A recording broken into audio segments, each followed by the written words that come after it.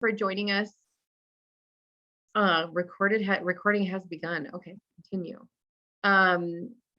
The first up, we had a little bit of an agenda shuffle because we had some more people join for today for the agenda. So I wanted to allow us to have enough time, like, to really dig into the Metro Transit E-line proposal. So I shifted it, and we have Josh Potter here from Hennepin County to talk about the Lyndale improvement. So I'm going to hand it over to you, Josh. Thank you very much, Rachel, and good evening to everyone. So I'm Josh Potter with Hennepin County. I'm just going to note I will probably become a very familiar face because a lot of exciting changes coming to Lyndale Avenue here that I'll be sharing tonight, and certainly we'll be back even more talking with the group in the future further as well. So I see Kevin has already given a hand clap. Thank you, Kevin. So moving ahead here, there's kind of three phases. I'm calling it kind of three different phases that we're working on Lyndale Avenue here that I'm going to share with the group. Recognize that it's a packed agenda tonight. So certainly at the end, I want to leave time for questions, or if you have questions in the interim, certainly feel free to raise a hand or speak up as well. So moving ahead here, I've got to figure out how to share my screen.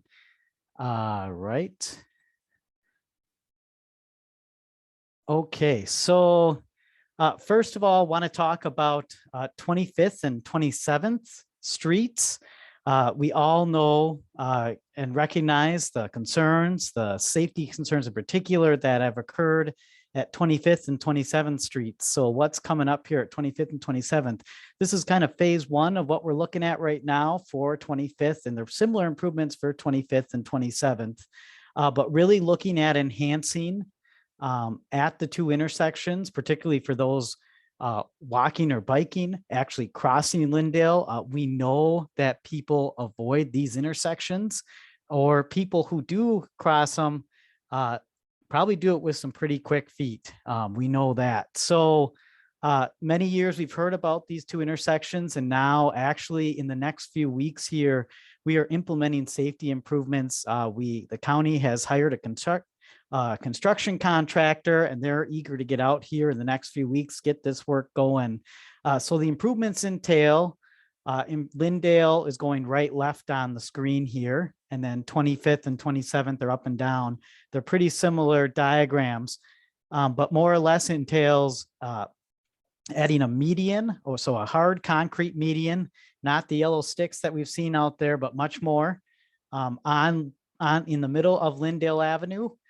Serving two purposes. So the first being providing refuge for pedestrians who are crossing Lyndale Avenue, and I'll get to additional pedestrian items in a moment here after I get for the second purpose. The second purpose of the medians is 25th and 27th will now be what we term as right in, right out.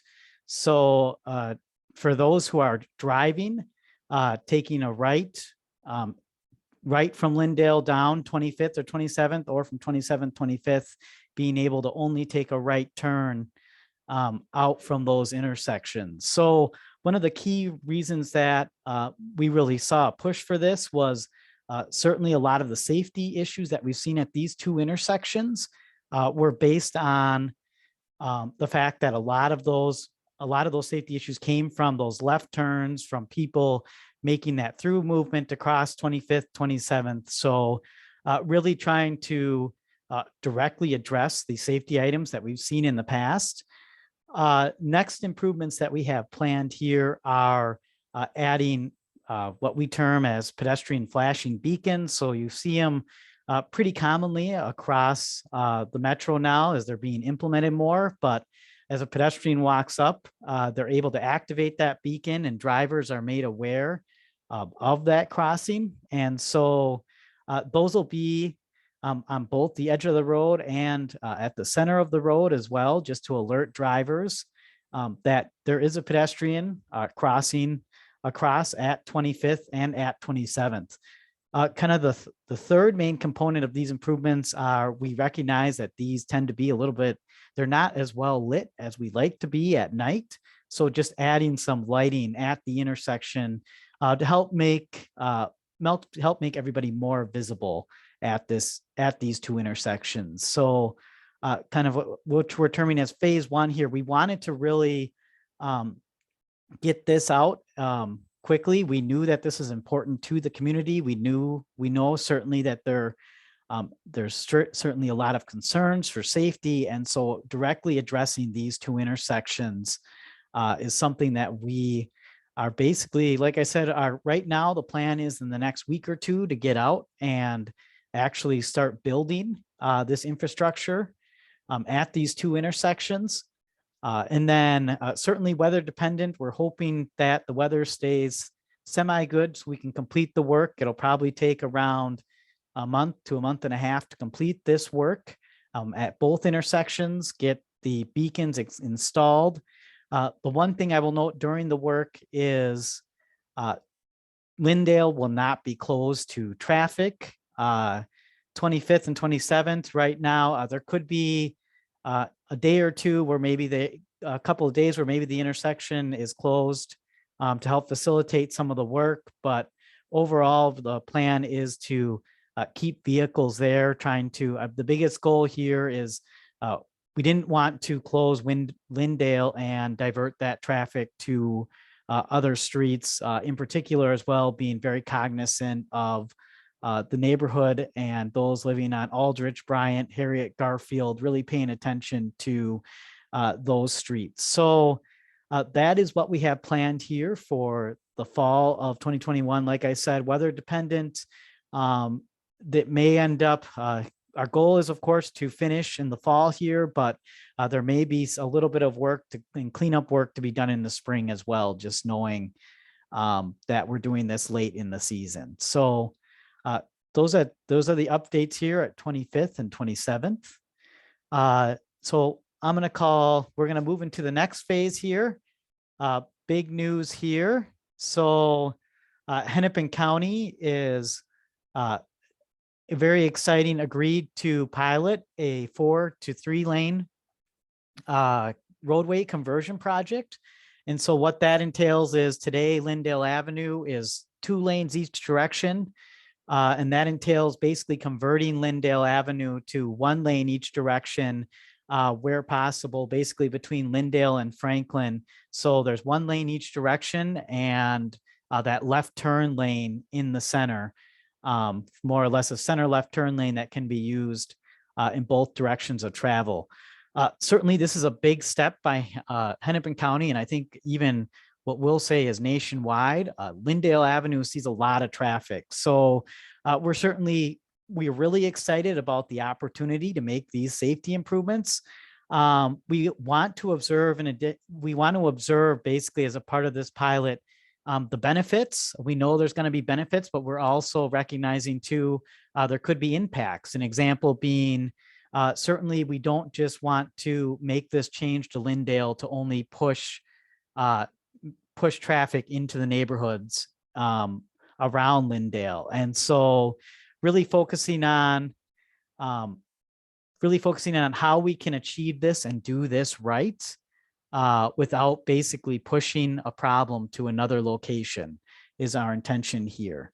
The other thing I'll say as well is, so Lyndale sees a high enough amount of traffic that this is well beyond typically what we would do for a 4 to 3 lane conversion. But we feel particularly, and we know the community feels this way as well, that safety, making changes to Lyndale here, it's just imperative to try this out. Like we said, we want to get it right. We want to get this where people can cross Lyndale. It feels less of a barrier to the community and more of a destination where people can walk along Lyndale as well as cross Lyndale. So as part of the pilot project, we're just kicking off right now. We're doing a bunch of data collection, we are working through who uses the road. We're trying to identify where are people going to and from, not only driving, but also walking, biking and transit as well. We're also working on continuing to identify the safety issues out here. And then really the third piece is we want to get out and communicate with the community, with the businesses, just with a variety of different people, let people know this is coming. We want to hear feedback on this. And so what we're looking at in terms of schedule right now is in summer of 2022, Lyndale Avenue, basically between Franklin and 31st. So the stretches that were not improved with the work that was done about 10 years ago to the south on Lyndale. We want to basically do some pavement work. So that'll allow us to basically start with a clean surface. The old lines and everything will disappear and allow for implementation of this pilot in summer of 2022. After that pilot is implemented, we want to evaluate it. Certainly from a safety perspective, certainly from a user perspective, we want to see what the benefits are. We want to see what the challenges are. And part of it too is we're working on identifying, are there going to be challenges before we implement it, and how can we mitigate those challenges going into this? Like I said, we want to see this to be successful. Kind of reaching into what I'll call kind of the third phase coming up here for Lyndale, more or less. So what's the outcome of this? Well, we certainly want to hear community feedback. We want to hear what people are seeing. If we need to, we certainly recognize as a pilot, we could always go out and make adjustments. But really one of the key things that we're also looking at for Lyndale Avenue here in the next 5 to 7 years is an actual full rebuild of Lyndale Avenue between the Midtown Greenway and Franklin Avenue. And so really what we see this as is we certainly want to connect with the community, connect with yourselves, and hear feedback. And as a part of this, this will very much inform kind of that future vision for the corridor. This will not define the future vision for the corridor. When we look at a total rebuild, we look at everything from walking, biking, transit to vehicles, and of course, focus on safety. There's a lot more work that we can do under a reconstruct. So it's kind of that what I'll say is that larger vision. And that's one of the reasons why we're talking 5 to 7 years is we're working on basically lining up the funding to make that happen. It takes time to do that, but as well, it takes time to work with the community, work with the neighborhoods, work with the businesses to really identify what should Lyndale look like under a rebuild. And we know that under a rebuild, Lyndale Avenue is going to be the way it is after it's complete for a long time. So with the rebuild as well, we want to get it right. And just kind of for some background knowledge, the last time Lyndale Avenue was rebuilt in this section was 1954. And back then it was County Road, sorry, it was Highway 169. So times have certainly changed. We recognize that Lyndale Avenue, it's not a Highway 169. It needs to be a street for the community and not be a barrier to the community, but a benefit to the community. So those are more or less the kind of high level I'll call it 3 phases that we're talking about right now on Lyndale Avenue. Certainly gonna pause here and see if there are any questions, and we welcome feedback as well.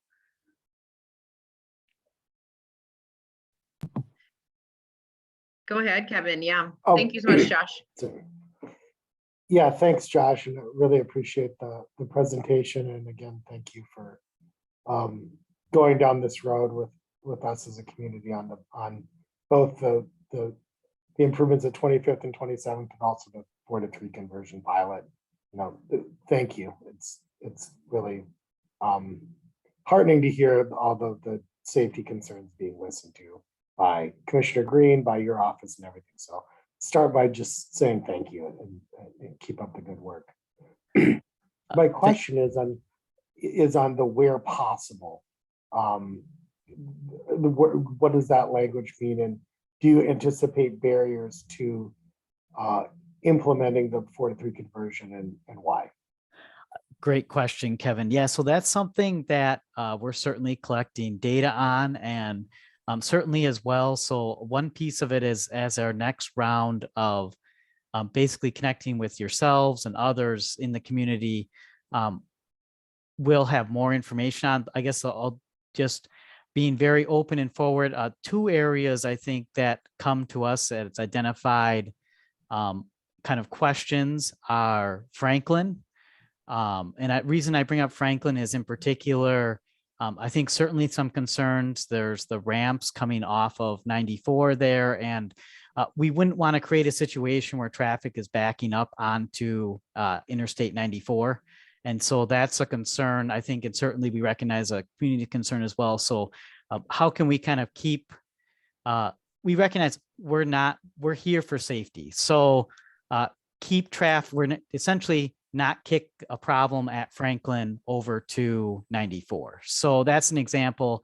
Another example would be certainly, I think we all recognize Lake Street is a very busy street, sees a lot of movement from pedestrians, from those using transit to those in vehicles. I think a question there as well of what the configuration is at Lake Street. The one thing I will say about Lake Street is certainly and I'm sure that there's been discussion with the group, but there's extensive study and analysis going on right now and conversations in the future as well with the community on what should Lake Street look like as a part of Beeline.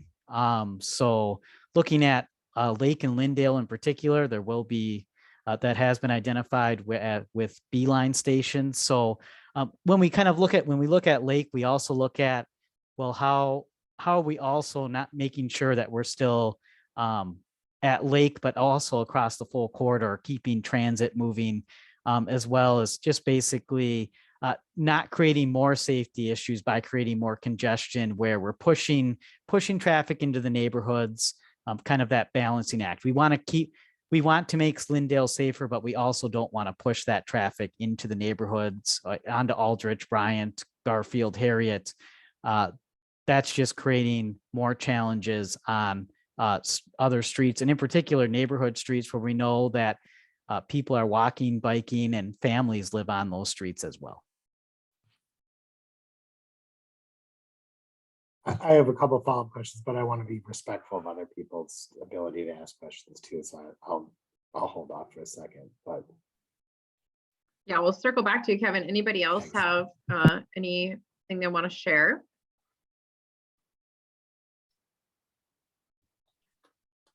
I would just want to, the one piece of feedback I would give is, especially in our neighborhood, I'm sure that this applies to many neighborhoods, but our neighborhood, as you can tell, even just by the guests we have in this meeting, is that we are bumping right up against many stakeholders. We have Hennepin County roadways, we have city-run roadways, we have state, we have a MnDOT situation, we have just a lot. And so my biggest concern is always, are you talking to each other? Because I look at this potential for Lyndale and I love it. It's very exciting to me. But one of my first thoughts was, boy, we are trying to solve the city is trying to solve every problem on Hennepin, just every problem. And it's potentially creating more problems, right? So, if the city and the county were working together to say, does the high density bus travel need to happen on Hennepin and the high density bike travel need to happen on Lyndale? I know that there's talk of maybe pushing bike traffic into the neighborhood, but that doesn't really make sense either, because certainly those businesses want that. The businesses want all of it. And so I get that. But our roads were designed in a different time and don't necessarily accommodate all the things. So I guess something I just really, want to see is that there's collaboration between these two design efforts, and Franklin as well, right? I mean, there's redesign happening at Franklin that we're really excited about. We think some of the infrastructure changes there are just very in keeping with our values, and we want to see that happen in all of these roadways. So we'd love to see that influence. So I don't know if you have any feedback on that, or if that's just a hey, help us out. No, Rachel, it's a great comment. Thank you. Yeah, so actually we've just certainly started. So we have been working, of course, over the last few years with City of Minneapolis, with Metro Transit. We actually are meeting on a regular basis with City of Minneapolis, Metro Transit staff as related to Hennepin, as related to Franklin, as related to Bryant, as related to Grand. We know that there's a lot of planned work in the area. And so we've been working with all of those project teams and communicating with them. I will actually note, as far as actually today, we met with a number of staff with those project teams. So like you said, we and appreciate you noting that coordination piece is very important. Great, thank you. I see Doug has had a question in the chat, all for the 4-3 conversion. If we see traffic impacts on a bikeway lane like Bryant, is there any discussion of alternating one ways or other ways to discourage through traffic? That's a great question by Doug. And that's exactly, those are exactly the items that we're working on basically before summer of 2022 to try to figure out is recognizing where could there be those issues and challenges, and then having kind of what I'll call tools in the toolbox, or even as well be ready to implement changes on adjacent streets in coordination with the community. So of course, we'd want to make sure that yourselves and others are certainly aware of the changes that we're talking about and getting feedback on those changes, but more or less kind of identifying, we recognize we're trying to understand and know as many of these challenges and issues that may be out there so we can work to mitigate them and make this a success. Because the last thing that we really want in this 4-3 lane pilot is for a lot of issues or concerns to come up and not be ready to address them. So we recognize there may be some that are a surprise, but we're trying to work towards minimizing those surprises and having either plans ready to implement with the 4-3 lane or have tools in the toolbox that we're able to implement to basically mitigate items as they come up.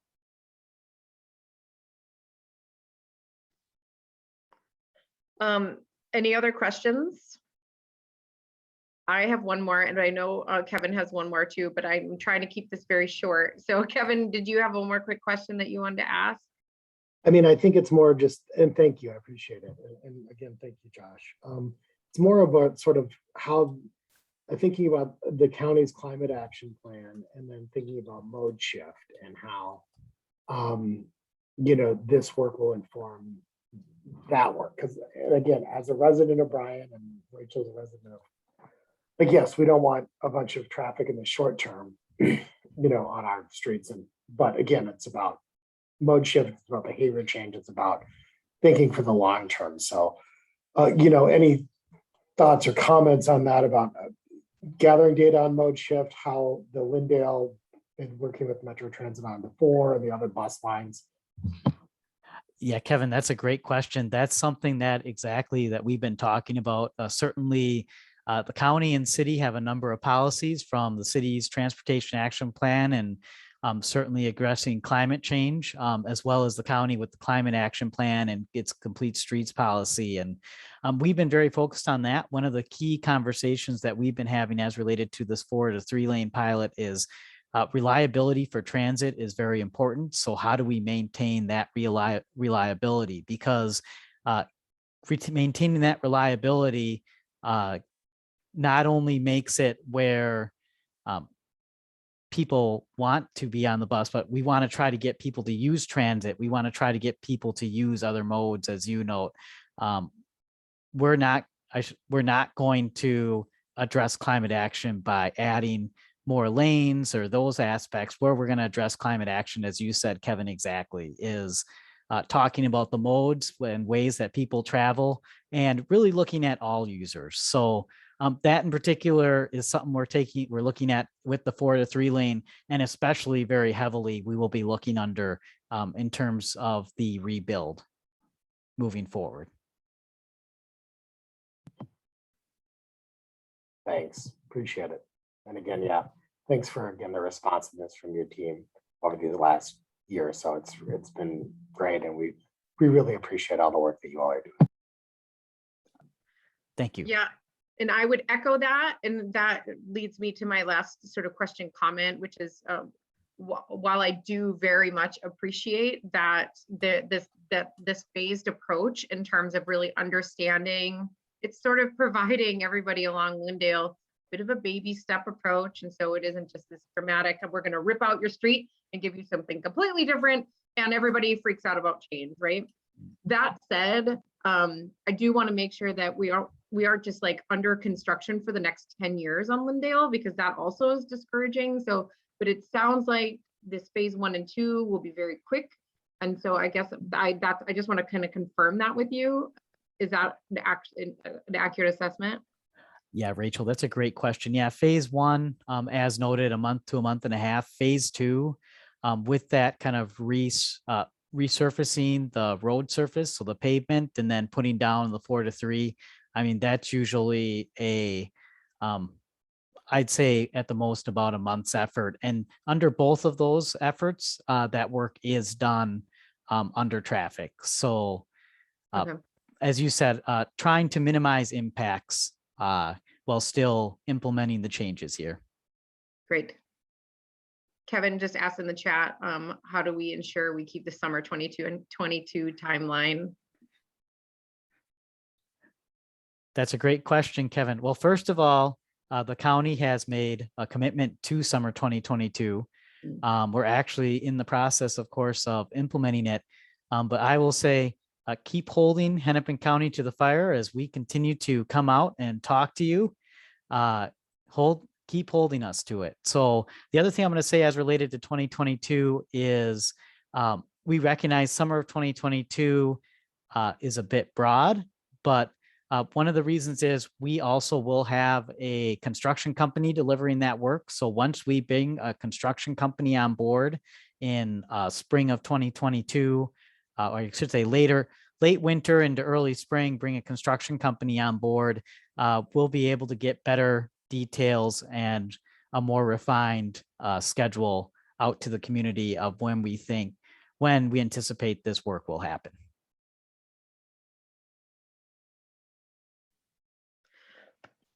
Awesome. This is great, Josh. We're so excited. This is exactly what we want to hear. So please, you're always welcome. We meet the third Wednesday of every month, and unless we change our minds and do something crazy, we do something like that from time to time as well, but we'll obviously keep you in the loop. So really appreciate it. Yep, thanks. Thank you very much for your time, everyone. I will pass along to you, Rachel, the website and my contact information so you can share it with the group as well. Awesome. Very nice. And you can feel free to put that in the chat too. Will do. Thanks much. Thanks, Josh. Okay, with that, we're going to hand it over to Juan and Kyle to talk about our Hennepin Metro Transit project. Great. Thanks, everybody. Thanks, Rachel. Thanks for having us here today. Let me just quickly share my screen.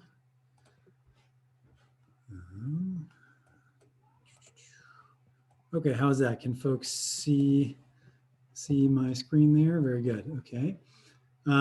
So yeah, Rachel, as you noted, Juan and I are here to talk about the Metro E-line. And at this point, we have recently released the draft corridor plan. And this is the plan that essentially identifies, where our proposed station locations are, and then kind of what the kind of station areas around those station locations will look like. So I've got about 10 minutes here of slides, and then I'm happy to take questions and feedback and answer any questions that folks might have. So first, you're all, I'm sure, familiar with the Route 6, which runs along Hennepin Avenue. And the E-line here, this map shows the full corridor extent of the E-line, but it will be a substantial upgrade and partial replacement to the Route 6 which is one of our highest ridership routes. Of course, even during the pandemic, ridership has declined virtually everywhere across both our system and nationwide. However, routes like the Route 6, some of these other kind of core urban local routes that provide really a variety of trip purposes beyond just kind of that standard or that kind of the typical kind of downtown 9 to 5 commute have weathered the storm of the pandemic a little bit better in terms of ridership. Of course, the Route 6 is providing a lot of service, a lot of trip purposes for errands and shopping, work that is outside of downtown, work that is outside of the sort of 9 to 5 shift. And so, that work has those trip purposes have, of course, continued throughout the pandemic. So, it's retained its ridership, and we're hopeful that, as things hopefully sort of calm down here with the pandemic, that ridership will increase considerably as well. We're fully funded, which is great news. This is the earliest in the arterial BRT planning process that any corridor has been fully funded. That happened earlier this year with the recent state bonding bill. And so we have about a $60 million preliminary budget, which will be refined as we kind of continue into the engineering phase of the project. And we're targeting construction in 2024 to begin with targeted opening year of 2025. And will be planned, E-line service will be planned for every 10 minutes for most of the day, 7 days a week. And so really kind of getting to the level of service that, folks are mostly familiar with on this portion of Hennepin Avenue here on the Route 6 and some of the other routes, but really where you're able to kind of walk out the door and head right to the bus station without looking at a schedule. And hopefully with some of the speed and reliability improvements that are coming along with the Route 6, with the E-line, that'll be even more true for the E-line. The Route 6 will still continue to operate under sort of a modified alignment, simplified alignment, running from France Avenue and Minnesota Drive, which is sort of a major terminal point for the Route 6 that's south of Southdale. So kind of down here on the slide. And stopping at Southdale Transit Center, run along Xerxes Avenue, which is kind of about half of the Route 6 trips do that today, south of Linden Hills, running every 20 minutes, and then continuing through Linden Hills, up along Hennepin Avenue and into downtown, running every 20 minutes. And the Route 6 will be making local bus stops through that segment. So while the E-line will be doing limited stops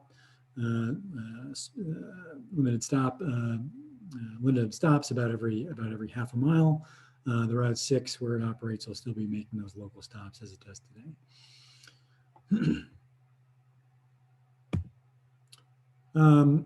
So, why make this investment? I think there's a couple of important reasons. First, for our highest ridership routes, and the Route 6 is really one of them, we want to be providing, faster, more reliable, and more attractive bus service. We want to be really making sure that the bus service that's out there today reflects the importance that that transit plays in the corridors and the communities that it's running through. And right now, the Route 6, while it's one of our highest ridership routes, it tends to be one of our slowest routes also, as many of you who maybe take the bus in this area might have experienced, and also one of our less reliable routes. So it's not always easy to know exactly when your bus will be showing up at the stop, and doesn't always show up when we say it will. So we want to be making those investments in to make sure that the level of service is really kind of reflecting the importance of transit, and be providing passenger facilities that both can accommodate the volumes of the people who are using those facilities, and similarly, reflect the importance of transit in the corridor, so that folks who are using transit in this corridor, and one of our most important transit routes, feel like they belong and are respected and appreciated and sort of accommodated user of our transportation network on the level that other modes experience today. And just generally improving the overall rider experience, both for the folks who are using service today and for folks who, maybe some of the current existing conditions in terms of passenger facilities or, the slow or unreliable experience is a barrier for them using transit, and so that they currently can't use transit, but would if that service was better. This graphic here on this slide just kind of shows you from sort of an efficiency standpoint in terms of the roadway, the use of the road facility versus the number of people that are moving through a particular road, through the facility. So this is on Hennepin Avenue and 26th and at 25th. And just kind of an example of sort of the overall vehicle throughput. So buses represent about 3% of the total vehicles moving through these points on Hennepin Avenue, but about 49% in the northbound direction in the morning, and about 45% in the southbound direction in the afternoon, percent of the total people who are moving through and using this corridor, traveling along this corridor. So again, I think that speaks to the importance of transit in this corridor. And then we're kind of looking at what those existing facilities and that existing experience looks like, and seeing a pretty big mismatch, and wanting to kind of realign those experiences. Of course, this is just kind of a snapshot of kind of improving those existing facilities. Folks may be familiar with this existing northbound bus stop on France Avenue and Sunnyside. And of course, this is on Hennepin Avenue southbound at Franklin, with narrow sidewalks, narrower shelters, and not a lot of space to work with in terms of waiting facilities there. So these roughly are what BRT stations will look like. This is an example from the C line, which is operating on Penn Avenue right now, and into downtown up to Brooklyn Center Transit Center.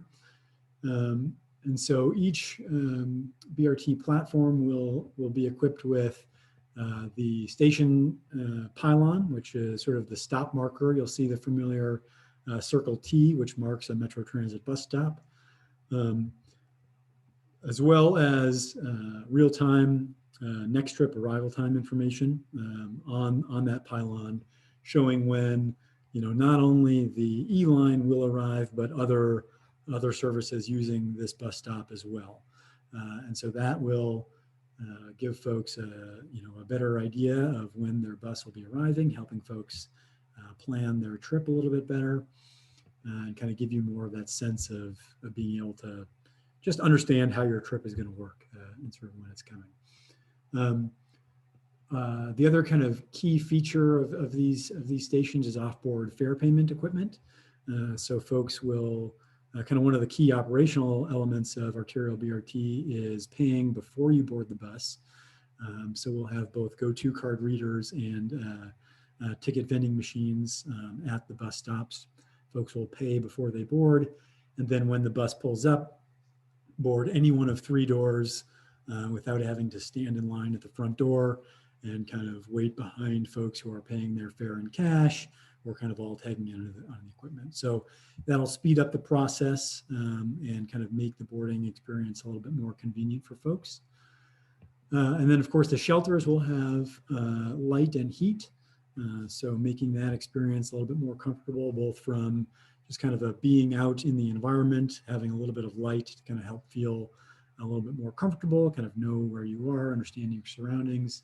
And of course, heat is really very important in our climate. And as a longtime boarder of the bus at just a local pole in the ground bus stop, heat is kind of really essential there. So looking forward to implementing that as well. They come equipped with trash and recycling receptacles, so helping to kind of keep the stations clean and kind of having a little bit of a neighborhood asset there as well. And then benches and bicycle racks are, of course, features of platforms, these platforms as well. And then the other kind of key feature I want to highlight is the 9-inch raised curb. And so the typical curb you might be familiar with is about 6 inches. So these platforms are 9 inches high, which allows for a near level boarding experience on the buses.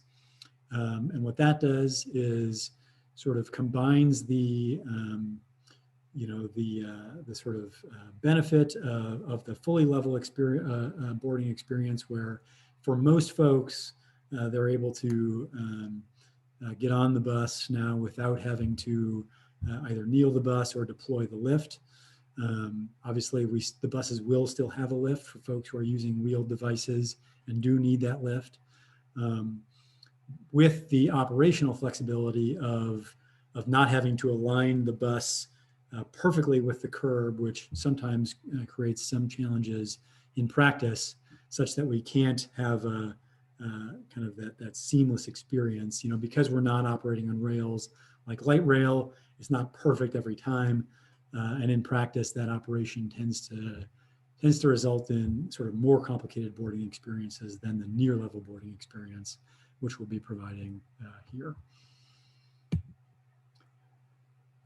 Just kind of some, I'll do a quick scan of kind of some preliminary history for the planning process on the E-line. Back in 2018 and 2019, we did evaluate a number of different alignment options that, for the most part, followed the various branches of the Route 6 on the south end, and then on the north end considered whether to end in downtown or continue across the bridge along 4th and University, serving the University of Minnesota and connecting to the Green Line. I've been working with Josh Potter on his project on 1st and Hennepin, and some days I'm sure he wishes we decided to end in downtown, but we did recommend continuing across the river as part of this process, part of this project. And then the alignment ultimately landed on connecting to France Avenue, terminating at Southdale Transit Center. Really, the rationale for that was to kind of hit those important, neighborhood and regional commercial nodes. Of course, Linden Hills being one of the more important ones, France and 44th, France and 50th also, and then Fairview Southdale Hospital is an important regional destination, both for folks working there and folks accessing the services there. We did a number of rounds of outreach and engagement around that process. The council, the Metropolitan Council, adopted that alignment in January of 2020. So getting to kind of the primary content of what is in the draft corridor plan, for most E-line stations, the core content of the draft corridor plan and the core piece that we are looking for feedback on right now is kind of twofold. It's where the platform locations are, where the E-line stations are at the intersection level. And then for most station locations, it's that next step of, and so what does the station look like in terms of where is the platform at that station location, and then what does it look like? Are we looking at there being a bump out, which is kind of shown here in this example at University and 27th, near the University of Minnesota, or is it curbside, which is kind of what the existing condition is here? Kind of what does that design look like? For many stations, which include most of the stations on Hennepin Avenue in the Lowry Hill East neighborhood, there's a lot of other projects that are under coordination with the E-line. That includes the Hennepin South project that's being led by the city of Minneapolis right now. And so for those types of projects, we have developed less detail in the E-line draft corridor plan because the design of those platforms is really occurring through those coordinated projects. And so you're of course probably familiar with the layouts under consideration right now developed by the city of Minneapolis on the segment of Hennepin Avenue between Douglas and Lake Street. That includes 3 E-line stations at, of course, Franklin, 25th, and the Uptown Transit Station. So beyond having identified those station locations at the intersection level, the platform locations and design of those platforms are being coordinated through those projects. We are still taking, of course, feedback on those platform locations, but for the most part, we'll be kind of coordinating that feedback and sharing that with the project leads at the city, in the Hennepin South project in particular. And there are a couple of projects we're coordinating on with the county as well. And so we'll be kind of coordinating that feedback and sharing that with them as well. So in terms of our outreach and engagement strategies, of course, here is one example, and we were just at the Linden Hills Neighborhood Association annual meeting last night. And so, we got quite a bit of feedback there. We've began our comment period on September 20th and are continuing it through the end of October, so closing October 31st. Really trying to drive folks to our project website, where we have both the full draft corridor plan available for kind of review and download. That contains a lot of information about some of the planning history, existing ridership, kind of some of the speed and reliability aspects of the corridor, as well as for the details of individual station locations. So where we have developed them, kind of these before and after proposed conditions, and at least showing aerial views where the proposed platform will be located for those other coordinated projects.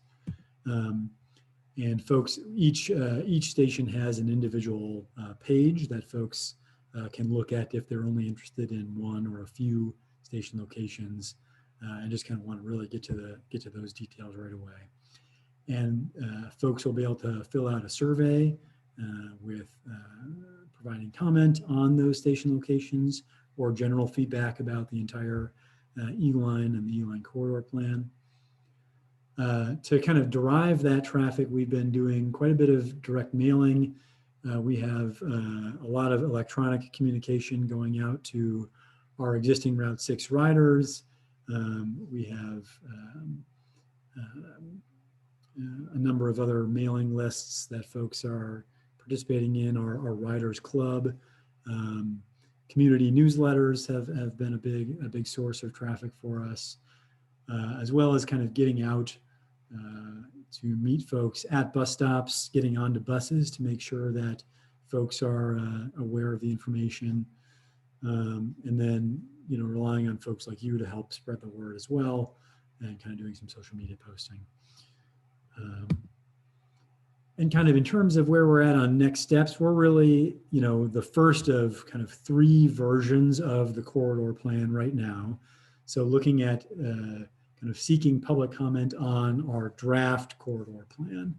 When that public comment period closes at the end of October, we'll be kind of compiling all that information and kind of reviewing the feedback we received to help us make any changes that might be needed and update the plan, and coming back out with a recommended corridor plan and targeting public comment period on that plan for release end of January of 2022, kind of with the full comment period going through the month of February.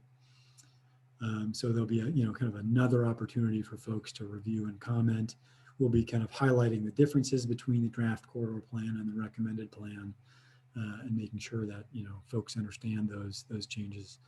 and then coming back out with the final corridor plan with an eye towards bringing that before the Metropolitan Council for approval in March of 2022. So really directing people to, again, review the plan and provide comment online. We also have our email address, eline@metrotransit.org. Juan and I are, of course, available for our contact information as well. And Juan, maybe I'll look to you to kind of drop some of the key links in the chat in terms of link to the project webpage and the contact information there. And with that, happy to stand for questions, feedback folks have on the plan. I'll kind of stop the information flow overload at you right now.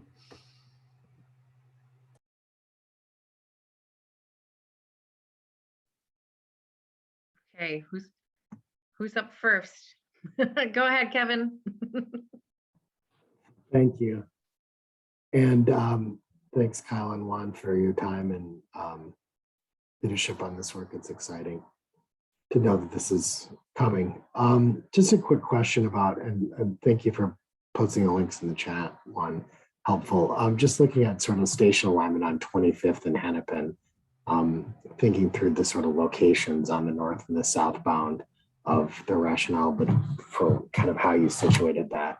I'm guessing it has something to do with the gas stations on both of those sides, but sort of how those land use, the current land use affects sort of future land use, knowing sort of, anyway, just kind of how we adjust for that. Yeah, that's a great question. And I pulled over an aerial view. Can folks see that, or am I still showing my slides here? Share your screen again. I'm sorry, Kyle. Oh, yeah, let's see. I will go ahead and do that. Give me 1 second.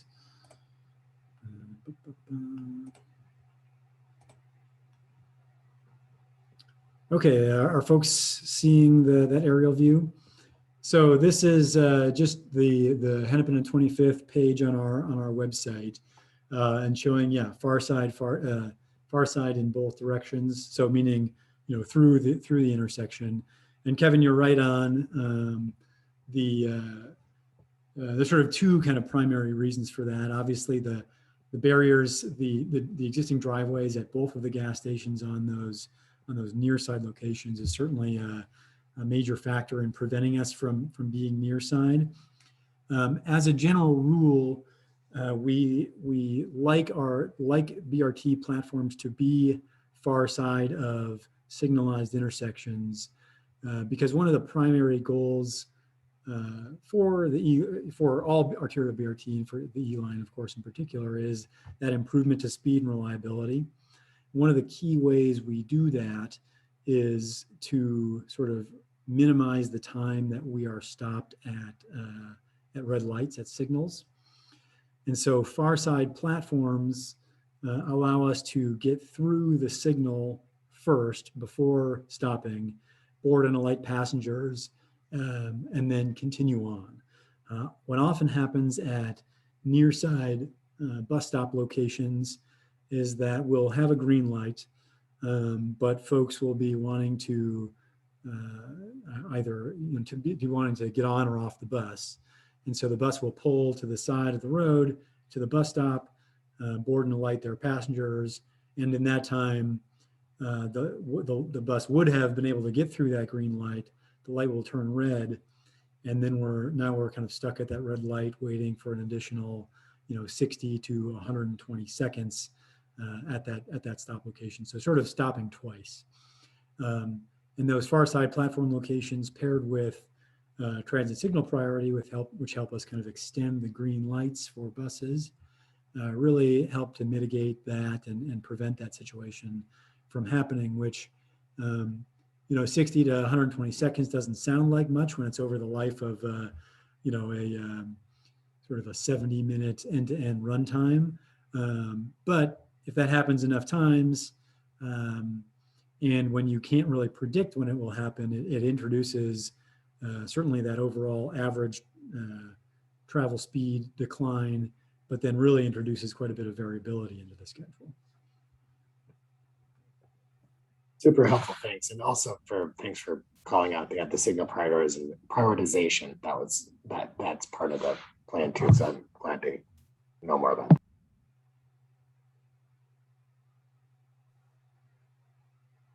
Any other questions from anyone?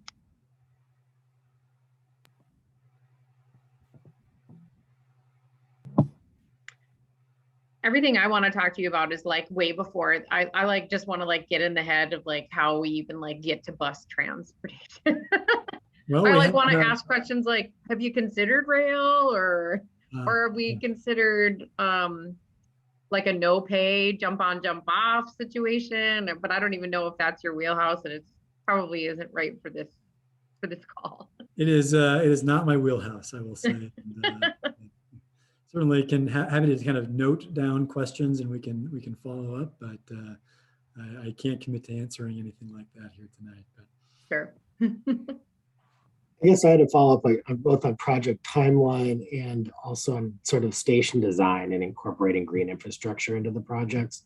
It looks like sort of based on what your current designs. I know there's ADA issues and also probably for ensuring, but sort of incorporating green infrastructure elements into station designs and sort of overall on project timeline.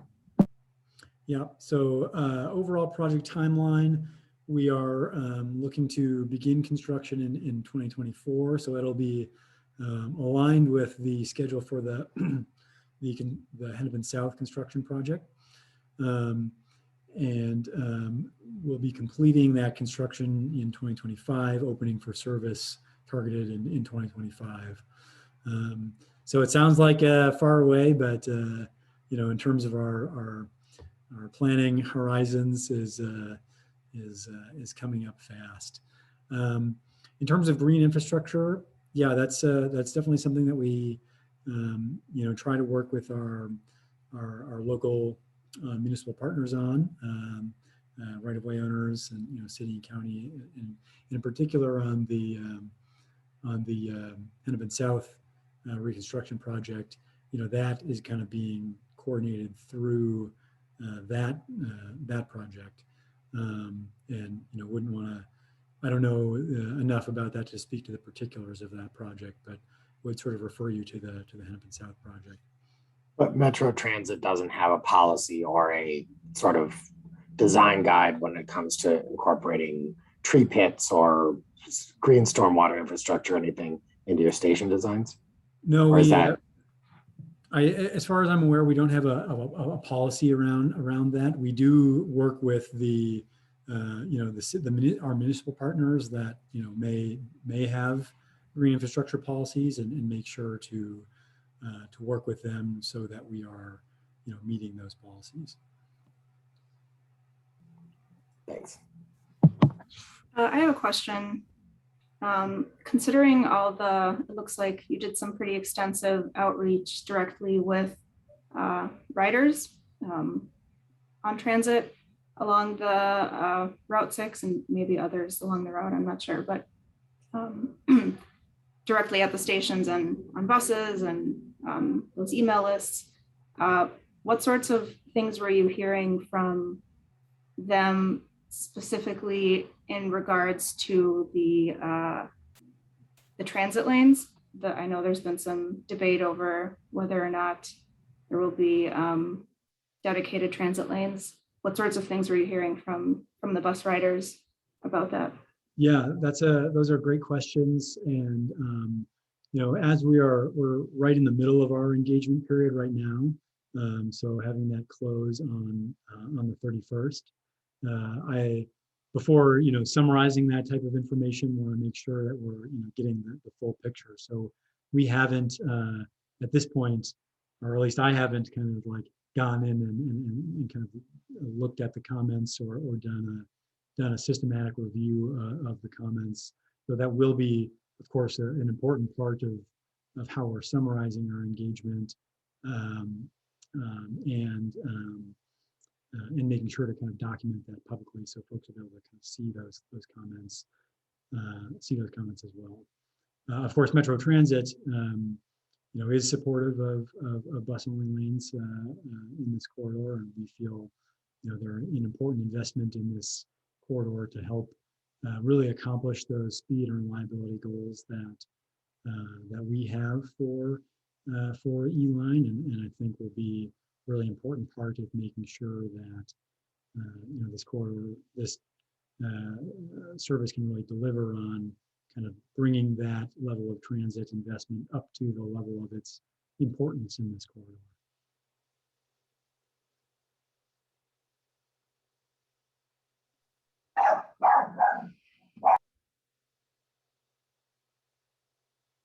Perfect timing. Yeah. Sorry about that. No problem.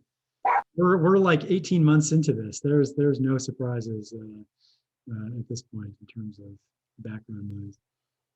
Okay, on the subject of obviously the Hennepin South portion of this work is relevant to our neighborhood. Can you just put a little bit more clarity around sort of what the roles and responsibilities are for Metro versus the city designers on this? Yeah, just put a little bit of understanding under that so we know basically who to reach out to when we're like want to provide some feedback, because what I'm hearing is maybe feedback on things specifically around Hennepin don't go to you, but that doesn't seem like it should be totally true. Yeah, it's a it's a bit of a kind of more complicated situation given the full reconstruct on the Hennepin South project. That is a city-led project, and they are doing the design. They are doing the design of that project, and so they are kind of ultimately the project managers and the project sponsors for that project. We have been, of course, involved with them along with other local partners. County has been involved as well, making sure that we're providing the input needed to make sure that the E-Line design needs are accommodated, and other local service that would be in this corridor as well. But from an overall package on the Hennepin South project, yeah, city is kind of the primary point of feedback. Recognizing that that's not, that those lines don't exist so cleanly.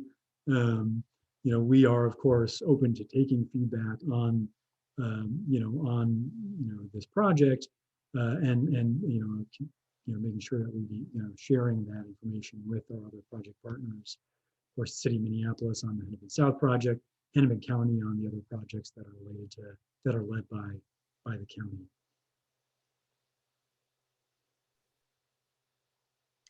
Very interesting, and it's schooling me a little bit because I keep assuming, well, I guess I'm just going to ask, so is this separated transit line that Regina was mentioning, is this, so then that fundamentally is a city driver and not, I mean, obviously you guys think that's a great idea, but is that direction really coming from you guys, or do you think that's probably city led? We support bus only lanes in this corridor. And so, in terms of ultimate responsibility for the layout, again, that's a city-led process that we have participated in, along with kind of the multiple, engagement steps that the city has been kind of leading along the way. Sorry, I missed the first part of your question, but I think did that roughly capture it? I think so, yeah, that's fine. Any other questions from anyone?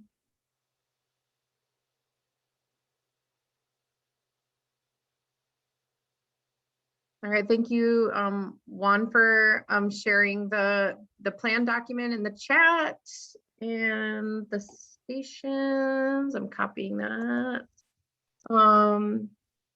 Well, wonderful. So what about timeline? Are there next steps when we need to connect with you again? And obviously, again, like the Hennepin Avenue portion of this is where it's most relevant to us. So, how do we continue to keep you plugged into that? I mean, yeah, obviously. Yeah, those are great questions. So, we are, of course, very engaged with the city on that process. So, very plugged into the city's process at our staff level. But in terms of our next steps on E-line, so, mentioned earlier, our current round of engagement closes on October 31st. So have about 2.5 weeks left on that. So we would, of course, appreciate you to continue distributing this opportunity to comment throughout your networks, and share it as widely and as broadly as you can. And then we'll be, kind of taking that feedback as noted and making revisions to that plan before coming back out in end of January 2022, which where did 2021 go? I have no idea. And kind of coming back out for another round of engagement. So certainly, getting in touch at that point as well. And there, may be other kind of Hennepin South city-led project touch points ahead of that point. But I don't want to speak for, the city process on that point. So there may be more to come from the city on that, but I don't know about that. Well, we will make sure to push out notice to our neighbors about providing comment before the 31st, before Halloween. Yeah. So thank you very much.